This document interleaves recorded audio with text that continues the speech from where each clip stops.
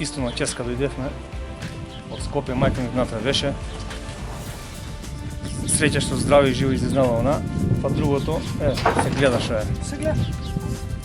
Сега апелирам до градоначалникот и службите, дали комунално било кој, ако може да ни помогне да го барем расчистиме шутото што остана, па за натам дали ќе правиме, дали ќе можеме, Дали ќе помогнат или дали ќе помогнат, дали ќе може да помогнат, и тоа е питање. Мајка ми тука седи више неколку години и тука се испие затоа што е постара.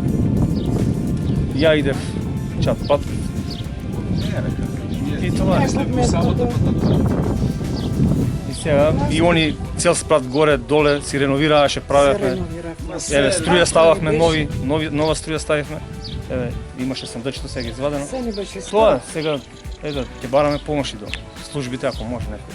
Ништо Таа нема куќа е на- од ништо. дедов ми, од, да не речам, 50 години, и сега одеднаш да отиде, пример, е тешко.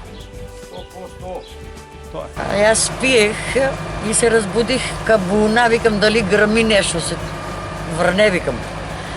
И излезе това едно машко беше со сменека, помага ми, и он излезе на скарите, се качи и вика, гори кашата, оле, струјата боботи.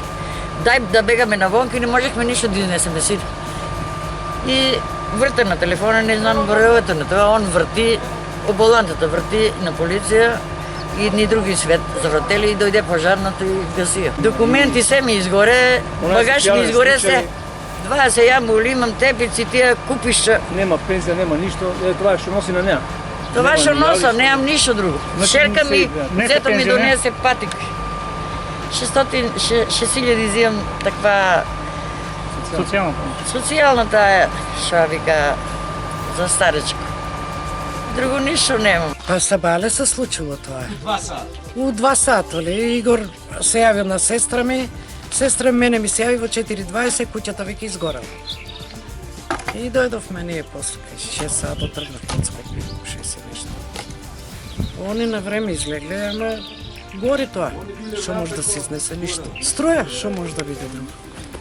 Штетата е. Штетата е огромна. Огромна е штета.